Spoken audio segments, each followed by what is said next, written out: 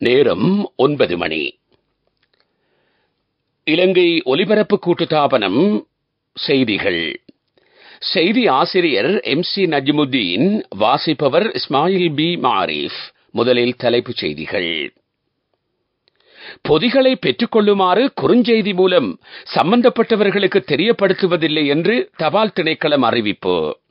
தபால் திணைக்களத்தின் பெயரை பயன்படுத்தி முன்னெடுக்கப்படும் மோசடி தொடர்பில் அவதானம் செலுத்துமாறும் வேண்டுகோள். பிறப்புச் சான்றிதழ் இல்லாதவர்கள் தேசிய அடையாள அட்டைக்கு விண்ணப்பிக்க வேண்டிய கால எல்லை நீடிப்பு. வாக்காளரிடாப்பில் புதிதாக இணைத்துக் கொள்ளப்பட்டவர்களின் பெயர் பட்டியலை 6ஆம் தேதியிலிருந்து காட்சிப்படுத்த நடவடிக்கை. கீழ் மல்வத்துஓயா நீர்த்தேக்கத்தின் நிர்மாண பணிகளை மீண்டும் ஆரம்பிக்க 27,000 மில்லியன் ரூபாய் ஒதுக்கீடு. இந்தோனேஷியாவின் ருவாங் எரிமலை குமுறியுள்ளது. விரிவான செய்திகள். உள்நாட்டு மற்றும் வெளிநாட்டு பொதிகள் கிடைத்திருப்பதாகவும் அதனை பெற்றுக்கொள்ளுமாறும் இலங்கை தபால் திணைக்களம் குறுஞ்செய்தி மூலம் சம்பந்தப்பட்டவர்களுக்கு தெரியப்படுத்துவதில்லை என்று தபால் திணைக்களம் அறிவித்துள்ளது. மோசடிக்காரர்கள் தபால் திணைக்களத்தின் பெயரை பயன்படுத்தி குறுஞ்செய்திகளை அனுப்பி வங்கி அட்டைகள் மூலம் பணம் பெறுவது தெரிய வந்துள்ளது. இது குறித்து மக்கள் அவதானத்துடன் செயல்படுமாறும் தபால் திணைக்களம் கேட்டுக் கொண்டுள்ளது. போலியான இணையதளம் மற்றும் தொலைபேசி இலக்கங்களை பயன்படுத்தி இந்த மோசடி நடவடிக்கை மேற்கொள்ளப்படுகிறது. இலங்கை அஞ்சல் திணைக்களம், தபால் திணைக்களம், ஸ்ரீலங்கா போஸ்ட், SL போஸ்ட் போன்ற பெயர்களினூடாக இலங்கை தபால் திணைக்களத்தின் உத்தியோகபூர்வ இணையதளத்தை பயன்படுத்தி இந்த மோசடி இடம்பெறுகிறது. குறுஞ்செய்தி மூலம் வங்கி அட்டைகளில் தகவல்களை வழங்க வேண்டாம் என்றும் திணைக்களம் கேட்டுக் கொண்டுள்ளது. இதேவேளை கடன் அட்டை மூலம் பொதிகள் சம்பந்தப்பட்ட கொடுக்கல் வாங்கல்கள் முன்னெடுக்கப்படுவதில்லை என்றும் தபால் திணைக்களம் குறிப்பிட்டுள்ளது. பொதிகள் பற்றி கிடைக்கப்பெறும் குறுஞ்செய்திகளுக்கு வங்கி அட்டைகளின் தகவல்களை வழங்க வேண்டாம் என்றும் தபால் மா அதிபர் RP சத்குமார கேட்டுக் கொண்டுள்ளார். குறித்த மோசடி நடவடிக்கை பற்றிய தகவலை தபால் திணைக்களத்தின் துரித அழைப்பிலக்கத்தினூடாக அறிந்து கொள்ள முடியும். அந்த இலக்கம் 1950 ஆகும்.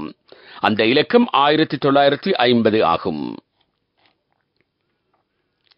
பிறப்புச் சான்றிதழ் இல்லாமையினால் தேசிய அடையாள அட்டை பெற முடியாது போன 40 வயதுக்கு மேற்பட்டவர்கள் தேசிய அடையாள அட்டை பெறுவதற்கு விண்ணப்பிக்க வேண்டிய கால எல்லை எதிர்வரும் ஜூன் மாதம் 30ஆம் தேதி வரை இதற்காக விண்ணப்பிக்க முடியும். தமிழ் சிங்கள புத்தாண்டின் சுப நேரத்தில் மரங்களை நடும் நிகழ்வு நாளை நடைபெற உள்ளது. முற்பகல் 10:16க்கு உதயமாகும் சுப நேரத்தில் மரங்களை நடுவது சிறந்தது. கொழும்பு கங்காராம பகுதியில் இது தொடர்பான நிகழ்வு நாளை இடம்பெறவிருக்கிறது.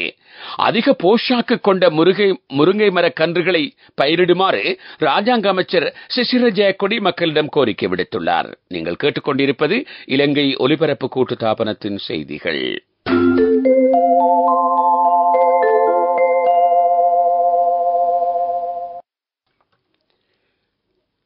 வாக்காளர் இடாப்பில் புதிதாக இணைத்துக் கொள்ளப்பட்டவர்கள் பற்றிய பெயர்கள் அடங்கிய பட்டியல் எதிர்வரும் 6ஆம் தேதி கிராம உத்தியோகத்தர் அலுவலகம் உட்பட மேலும் சில இடங்களில் காட்சிப்படுத்தப்படும் என்று தேர்தல்கள் ஆணைக்குழு தெரிவித்துள்ளது.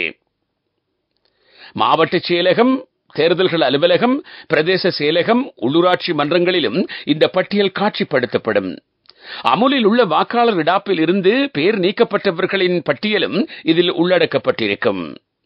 வாக்காளர் இடாப்பில் பெயர் இடம்பெறாதவர்கள் தமது விண்ணப்பங்களை மாவட்ட தேர்தல்கள் அலுவலகத்துக்கு சமர்ப்பிக்க முடியும். மாதிரி விண்ணப்பத்தை தேர்தல்கள் ஆணைக்குழுவின் இணையதளத்தில் பெற்றுக் கொள்ள முடியும். மக்கள் கடந்த வருடங்களை விட இந்த வருடத்தில் பெருநாளை சந்தோஷமாக கொண்டாடியதாக தொழிற்சங்கங்கள் தொடர்பான ஜனாதிபதியின் பணிப்பாளர் நாயகம் சமன் ரத்னப்பிரிய தெரிவித்துள்ளார். மக்களின் கைகளில் பணம் புழங்குவதனால் பெருநாளை சிறப்பாக கொண்டாடினர். அரசு ஊழியர்களுக்கான 10,000 ரூபாய் சம்பள அதிகரிப்பும், ஓய்வூதியம் பெறுபவர்களுக்கான 2,500 ரூபாய் சம்பள அதிகரிப்பும் வழங்க முடிந்துள்ளது. தற்போதைய ஜனாதிபதி ரணில் விக்ரமசிங்கவின் முறையான முகாமைத்துவத்தினால் இந்த நிவாரணத்தை மக்களுக்கு வழங்க முடிந்ததாகவும் அவர் குறிப்பிட்டார்.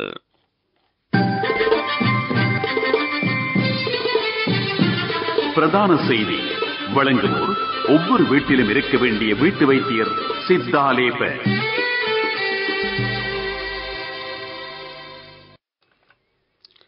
கீழ் மல்வத்து ஓயா நீர்த்தேக்கத்தின் நிர்மாண பணி மீண்டும் ஆரம்பிக்கப்பட உள்ளது. இந்த பல்நோக்கு அபிவிருத்தி செயல் திட்டத்தின் வழிநடத்தல் குழு கூட்டம் அனுராதபுரம் மாவட்ட செயலகத்தில் நடைபெற்றது. இந்த செயல் திட்டத்திற்கு நிதி ஒதுக்கீடு செய்ய முடிந்ததாக மேலதிக மாவட்ட செயலாளர் சந்தியா அபேசேகர தெரிவித்துள்ளார். குறித்த செயல் திட்டம் 4 பிரதேச செயலக பிரிவுகளுடன் தொடர்புபட்டது. இதில் 3 பிரதேச செயலக பிரிவுகள் அனுராதபுரம் மாவட்டத்துக்குரியது. ஒரு பிரதேச செயலக பிரிவு மன்னார் மாவட்டத்துக்குரியதாகும். நிர்மாண பணிகளை முன்னெடுப்பதற்கு இந்த வருடத்தில் 27,000 மில்லியன் ரூபாய் ஒதுக்கீடு செய்யப்பட்டுள்ளது.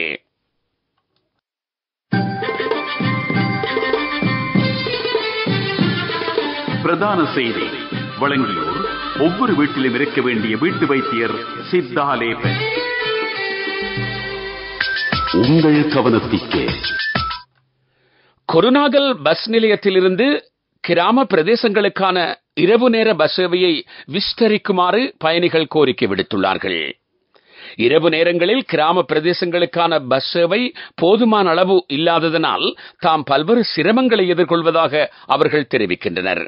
இது பற்றி உரிய அதிகாரிகள் கவனம் செலுத்த வேண்டும் என்பது பயணிகளின் கோரிக்கை. உலகச் செய்திகள்.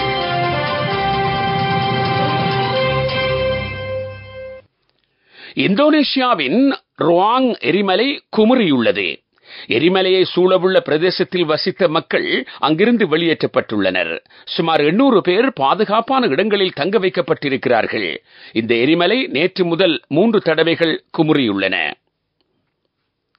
இளம் தலைமுறையினரை புகைத்தலில் இருந்து பாதுகாப்பதற்கான முக்கிய சட்டமூலத்தை பிரித்தானிய பாராளுமன்றம் நிறைவேற்றியுள்ளது. இதன் மூலம் 15 வயதுக்குட்பட்டவர்கள் சிகரெட்டை கொள்வனவு செய்ய முடியாதென சர்வதேச ஊடகங்கள் செய்தி வெளியிட்டுள்ளன.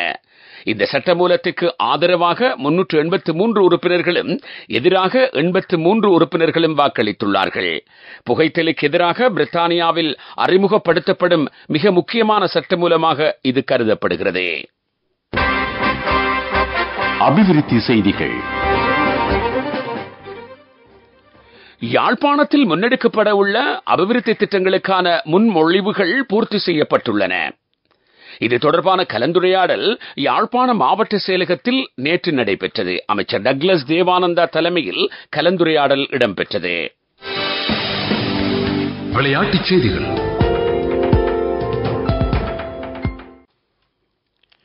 சுற்றுலா இலங்கை மகளிர் கிரிக்கெட் அணிக்கும் தென்னாப்பிரிக்க மகளிர் கிரிக்கெட் அணிக்கும் இடையிலான 3வது ஒருநாள் சர்வதேச கிரிக்கெட் போட்டி தற்போது நடைபெற்றுக் கொண்டிருக்கிறது. பொச்செஸ்ட்ரூம் மைதானத்தில் போட்டி இடம்பெறுகிறது. நாணய சுழற்சியில் வெற்றியீட்டிய இலங்கை மகளிர் அணி களத்தடுப்பை தெரிவு செய்தது. இதன்படி முதலில் துடுப்படுத்தாடிய தென்னாப்பிரிக்க மகளிர் அணி 50 ஓவர்களில் 5 விக்கெட் இழப்பிற்கு 301 ஓட்டங்களை பெற்றுக் கொண்டது. இதேவேளை இந்தியன் பிரீமியர் லீக் கிரிக்கெட் சுற்றுத் தொடரின் 32வது போட்டி அகமதாபாத் மைதானத்தில் தற்போது நடைபெற்றுக் கொண்டிருக்கிறது. குஜராத் டைட்டன்ஸ் மற்றும் டெல்லி கேபிட்டல்ஸ் அணிகள் மோதுகின்றன. முதலில் துடுப்படுத்தாடும் குஜராத் டைட்டன்ஸ் அணி சற்று முன்னர் வரை 17 ஓவர்களில் 8 விக்கெட் இழப்பிற்கு 88 ஓட்டங்களை பெற்றிருந்தது. துடிப்பான யூத்திற்கு லைஃபில் சேஞ்சுக்கு சரியாக செட் ஆகும். கண்கள் மூடி கண்ட கனவுகள் நிறைவேற யூத்திற்கு செட் ஆகும் ஃப்ரெண்ட்ஷிப் இதுதானே. NSBI இத்துரு வித்துரு அக்கவுண்ட் ட்ரீம் நிறைவேற சரியான பிளான். வர்த்தக செய்தி அனுசரணை. தேசிய சேமிப்பு வங்கி உங்கள் பணத்திற்கு பாதுகாப்பான இடம். தம்புள்ளை பொருளாதார மத்திய நிலையத்தில் மரக்கறிகளின் விலை இன்று வீழ்ச்சியடைந்திருந்ததாக வர்த்தகர்கள் தெரிவித்துள்ளார்கள். ஒரு கிலோ போஞ்சி 50 ரூபாவுக்கு விற்பனை செய்யப்பட்டது. தக்காளி மற்றும் வெள்ளரிக்காயின் விலை 20 ரூபாவாக காணப்பட்டது. கேரட் 230 ரூபாவுக்கும் லீக்ஸ் 140 ரூபாவுக்கும் விற்பனை செய்யப்பட்டது. வர்த்தக செய்தி அனுசரணை. தேசிய சேமிப்பு வங்கி உங்கள் பணத்திற்கு பாதுகாப்பான துடிப்பான யூத்திற்கு லைஃபில் சேஞ்சுக்கு சரியாக செட் ஆகும். கண்கள் மூடி கண்ட கனவுகள் நிறைவேற ஃப்ரெண்ட்ஷிப் இதுதானே என்எஸ்பி ஐம் இத்துரு மித்துரு அக்கவுண்ட் ட்ரீம் நிறைவேற சரியான பிளான். பொருளாதார செய்திகள். இலங்கை மத்திய வங்கி வெளியிட்டிருக்கும் நாணயமாற்று வீதத்தின்படி அமெரிக்க டாலர் ஒன்றின் கொள்விலை $295.28. அதன் விற்பனை விலை $305.19 ஆகும். யூரோ ஒன்றின் கொள்விலை $312.25. அதன் விற்பனை விலை $325.83. காலநிலை அறிக்கை.